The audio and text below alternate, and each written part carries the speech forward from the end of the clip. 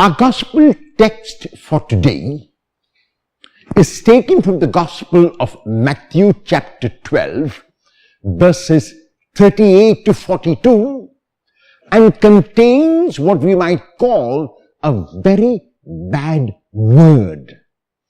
And that word is sign. To ask for a sign in the synoptic Gospels of Matthew, Mark, and Luke is to do something terrible. So here we read the religious authorities coming to Jesus and asking him for a sign. And Jesus gives two separate responses without really giving a sign. The first response is he speaks about Jonah being in the belly of the whale for 3 days.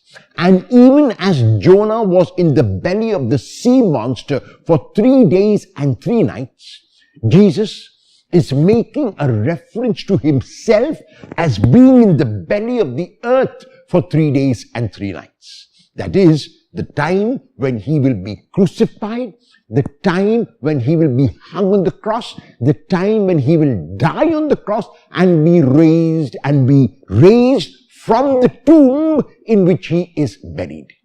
So the belly of the sea monster is a metaphor for the tomb in which Jesus will be buried, and like Jonah was spewed from the sea monster's mouth, from the mouth of the whale on the 3rd day, Jesus also will rise on the 3rd day. That is the implication of telling them about Jonah, which obviously they would not understand.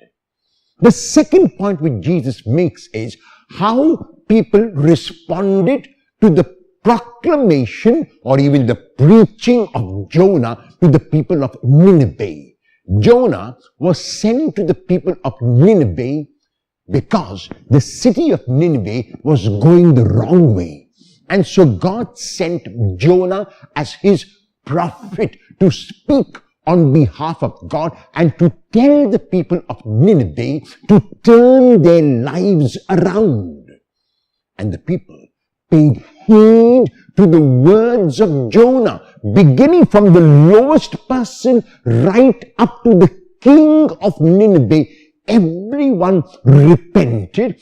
Everyone not only showed the repentance externally by putting on sackcloth to their external dress, by living simply, but they showed the repentance externally in action by reaching out to the others and by making their lives selfless lives. And God saw their selflessness, God saw their repentance, and God relented from the judgment that was about to come on Nineveh because the people heard Jonah's preaching and they turned a new leaf.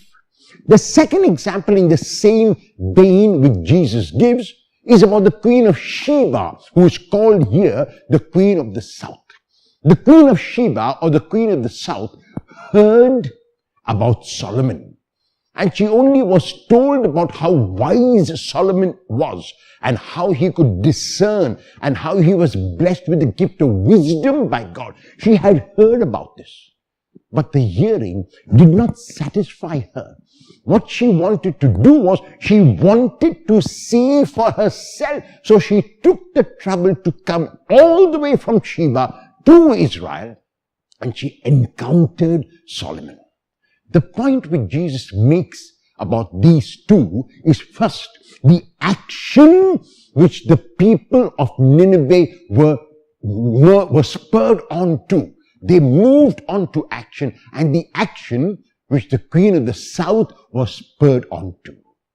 So the point which is being made by Jesus is that every single sign that we require has already been given to us.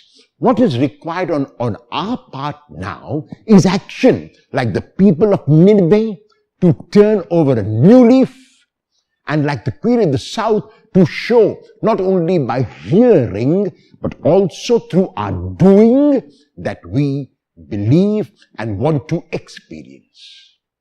What sign are you seeking from the Lord? Will you realize that every sign you require has already been given to you?